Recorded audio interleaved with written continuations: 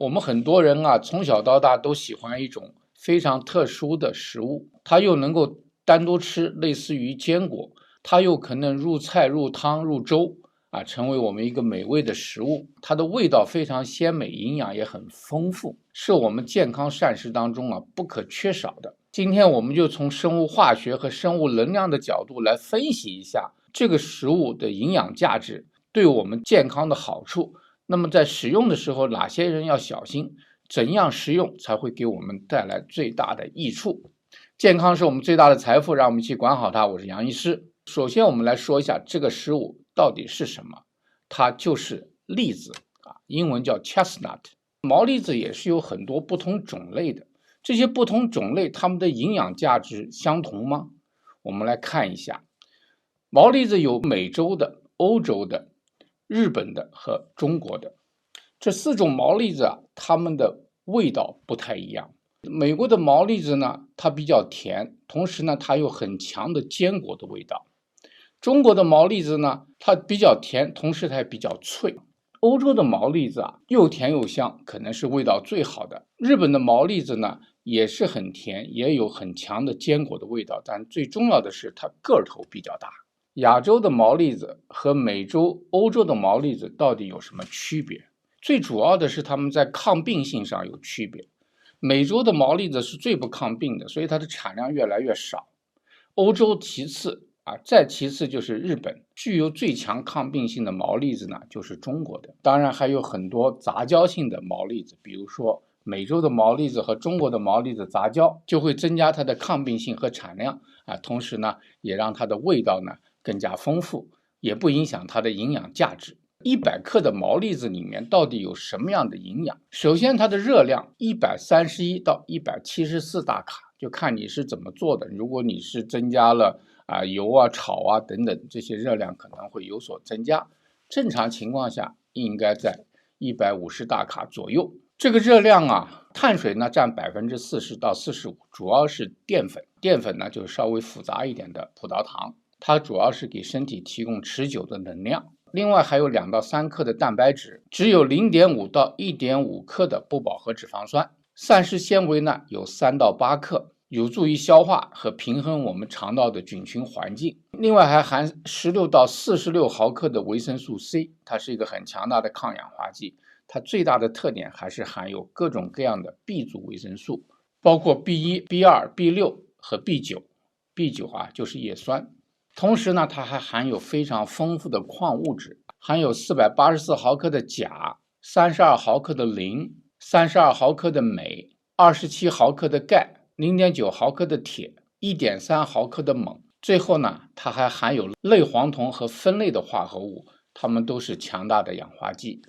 那么毛栗子里面都具体有什么样的抗氧化物质呢？第一呢，就是黄酮类的化合物，这里面包括虎皮素、山奈酚、异属李素。虎皮素呢可以预防心血管疾病，降低炎症。山奈酚呢有抗炎和抑制肿瘤的作用。异属李素呢保护细胞呢免受氧化反应的影响啊，对于各种各样的慢性疾病都有好处。第二种就是酚类化合物，有莫氏子酸、绿原酸和鞣花酸啊，这3种酸呢它都有抗炎抗氧化的作用。特别是莫氏子酸能抗癌、抗菌和抗病毒。绿原酸除了上面这些功能以外，它还可以帮助降血糖，预防糖尿病。鞣花酸的抗癌和保护心血管的作用特别强大。毛栗子的营养非常丰富，其中之一呢就是它富含 B 族维生素。比如说维生素 B1， 维生素 B1 又叫硫胺素，它的主要的功能是把体内的碳水化合物和葡萄糖转化成能量，对我们身体的细胞，特别是大脑的神经元的功能有重大的影响。我们大脑消耗很多的能量，对我们消耗能量最大的神经系统、心脏和肌肉系统的健康都非常重要。缺少维生素 B1 会得脚气病，表现为疲劳、心脏病以及神经系统问题。维生素 B2 又叫核黄素，它的主要功能是帮助代谢脂肪、药物和类固醇，同时它还参与我们身体抗氧化的过程，所以它对我们皮肤、眼睛和神经系统功能非常重要。它还促进红细胞的生成，缺乏它会造成口角炎、眼睛和皮肤的问题。B6 呢就更重要了，参与蛋白质、脂肪和葡萄糖的代谢，同时呢也参与神经递质的产生，调节比如血清素、多巴胺等等。那么它能调节我们认知和情绪，对我们心血管功能、大脑功能和免疫功能都非常重要。如果缺 B6 的话，我们容易贫血、抑郁和免疫功能失调。叶酸呢就更不用说了，它在我们 DNA、RNA 的合成当中都起着非常关键的作用，对胎儿的发育和红细胞的生存都非常关键。特别是它能够帮助我们身体代谢这个同型半胱氨酸我们在以前的视频讲过，这个同型半胱氨酸的积累会造成心脏和大脑的损害。每个关心的健康的人呢，都应该查一查这个同型半胱氨酸。所以毛栗子的营养是非常丰富的，同时呢，它有健康上的好处。它都有什么样的健康好处呢？首先呢，是有利于心血管的健康，它是低脂肪高纤维素，有助于降低胆固醇维护我们的心血管健康。其次呢，还富含钾，所以呢，它能够帮助稳定血压。第二就是消化系统健康，因为它有高的膳食纤维，所以能够促进消化，防止便秘。第三呢，就支持免疫系统，它里面的维生素 C 还有大量的抗氧化剂，都会增加我们免疫功能。第四呢，就是能量的供应，因为它含有接近1半量的淀粉，能够给身体提供能量。最后就是抗氧化和抗炎，抗氧化、抗炎对各种各样的慢性疾病、肿瘤、心脑血管疾病都有非常大的帮助。中医讲一个食物的营养，不是说它的化学元素或成分比如说毛栗子，我们现代医学讲它的维生素、矿物质、抗氧化剂以及它的蛋白、淀粉和脂肪的含量。